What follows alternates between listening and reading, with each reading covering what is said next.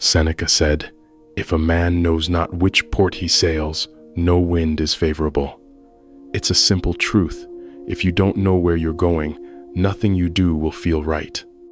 So ask yourself, what have you really been chasing? Praise? Attention?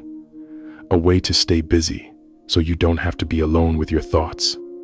You feel lost, not because something is wrong with you, but because you've been drifting without a clear direction. You followed the noise, the schedules, the goals handed to you by others. And now you're here confused, anxious, unmoored. That's not a failure. It's a signal. The silence you feel right now, the emptiness, it's the space where truth finally has room to speak. The Stoics never believed that purpose was something you just found lying around. You create it.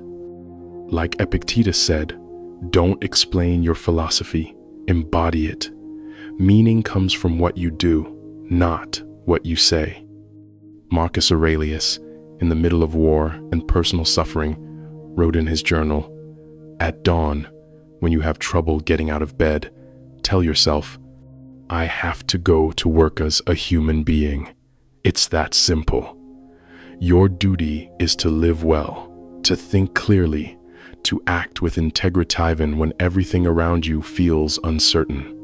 So, if you want to feel less lost, start acting with intention.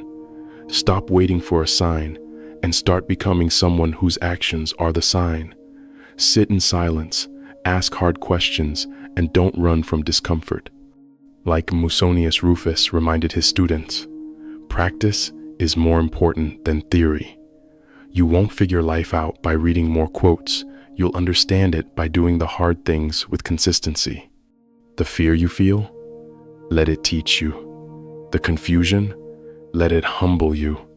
You don't need a perfect plan. You need honesty. What have you been avoiding? What truth have you been afraid to face?